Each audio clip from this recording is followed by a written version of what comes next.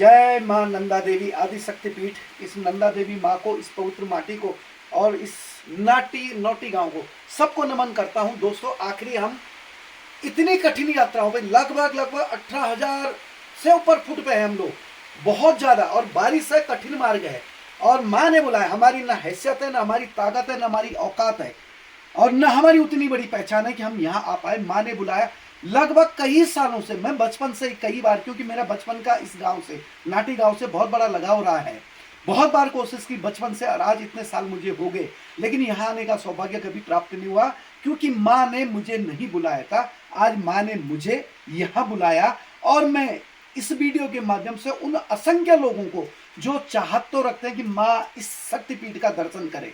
ये माँ पार्वती का रूप है, और ये माँ जो है लगभग 12 साल बाद यहाँ से डोली उठती है माँ की, और वो अपने मायकों को जाती है। और ये यात्रा आप लोगों के लिए कहना चाहूंगा, ये दुनिया की सबसे बड़ी, सबसे पवित्र, सबसे पावन यात्रा मानी जाती है। जब ये नंदा देवी राजधाट जाती है, नंगे पांव डोली को ले जाते हैं, और इतनी कठिन यात्रा होती है। और इसमें बोला जाता है कि 4 सिंह का, ये देखो, ये 4 सिंह वाला भेड़, इसको मैं सामान्य भाषा में आपको भेड़ बोलता हूँ। ये भेड़ माँ की पालकी के आगे जाता है। ये खुद जब बुग्याल बोले जाते हैं, जो पहाड़ होते हैं हिमालय के ऊपर में, जहाँ धरती माँ और पर्वत का मिलन होता है, वहाँ ये पालकी जब जाती बुग्यालों पे, तो ये भेड़ जो लापता हो जाती है। अब ये दिखाइए माँ का, ये जो मुख्य है, ये देखिए, ये माँ का मंदिर है, और ये है माँ का जो पूरा जो शक्ति है, जो पालकी में बैठती है, वो ये है। ये देखिए, ये माँ का, इसमें वो शक्ति है पालकी के अंदर में। जब माँ की पालकी निकलती है, मायके जाती है, बड़ा मेला भरता है। आदि बद्री की तरफ ऊपर है, जहाँ बहुत बड़ा मेला भरता है, वहाँ भी माँ का हुआ है, स्वरूप है। तो ये देखिए माँ का, और ये देखिए ये माँ का, यहाँ पे श्रृंगार होता है। यहाँ जो लोग लाते हैं, हम लोग जो भी चीजें लाते हैं, वो यहाँ पे चढ़ाई जाती है, माँ के पास में चढ़ाई जाती है। ये वो पवित्र पावन मंदिर है, और ये घंटियाँ वगैरह माँ के लिए लोगों ने दी हैं, चढ़ाई हुई हैं।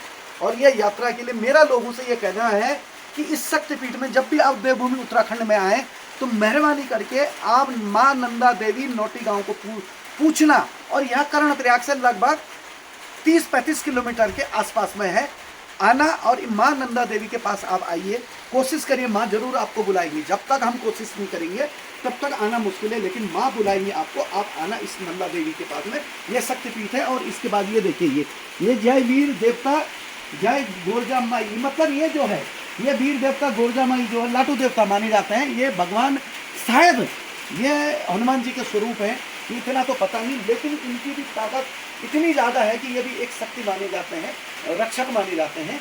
और ये देखिए, सुंदर बारिश हो रही, माँ ने हमको पवित्र कर दिया बारिशों से। वो देखो, श्री शक्तिपीठ नंदा देवी धाम नौटी, वो बड़ी घंटी वहाँ लगी हुई है, वो दिखाइए आप, वो घंटी लगी। और इस गांव की विशेषता, ये मंदिर की विशेषता ये है, ये ध्वज की, ये अखरोट का पेड़ देखो माँ का, ये तो पेड़ है ये। और यहाँ देखिए, आइए, यहाँ अखरोट का पेड़ देखो, अखरोट लगे हुए हैं, देखो, ये अखरोट का पेड़ है, ये अखरोट लगे हुए हैं। ये देखो, ये सुंदर पेड़ों पे दिखाइए, ऊपर पे पूरे अखरोट लगे हुए हैं। ये देखो, ये अखरोट लगे, तो ये माँ के लिए है। और ये वीडियो के माध्यम से मैं उन सभी लोगों को फिर से बोलूँगा कि आप माँ के दर्शन कीजिए, जो लोग आना चाहते हैं। बहुत लोग होते हैं कि गरीबी के कारण, अपनी शारीरिक संरचना के कारण नहीं आ सकते, तो उन लोगों के लिए हम लोगों ने ये पहल की कि कम से कम हम आए, तो हम दर्शन करके माँ के मत्था टेक के जा रहे हैं, लेकिन लोगों को ये चीज़ें दिखाएंगे, लोग आए, लोगों का यहाँ कम से कम उस वक्त में अध्यात्म और विज्ञान में लोगों का विश्वास जगे। इस पावन धरा को हम लोग आके अपनी पवित्र माटी को अभिवादन करें, और ये जो भूमि है इसको हम कभी ना भूलें, क्योंकि माँ को जो भूला वो खत्म हो गया, अपनी माटी को जो भूला वो खत्म हो गया। और अब देखिए, बारिश का दिखाइए, यहाँ से पूरी निसर्ग दिखाओ, नैसर्गिकता दिखाओ।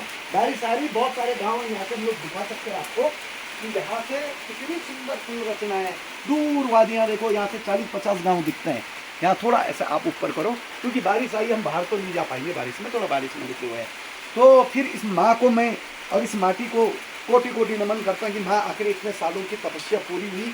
और आपसे यही प्रार्थना है मेरी कि आप सबका भला करना, चाहे वो इंसान हो, जीव हो, जंतु हो, पंछी हो, प्राणी हो, पत्थर हो, दुश्मन हो, सबका भला करना, और इस दुनिया में शांति लाना, समृद्धि लाना, शिक्षा स्वास्थ्य का सबको लाभ देना, निरोगी रखना। और माँ तेरे चरणों में कोटि कोटि नमन करता, फिर माँ का वो निकाल दो।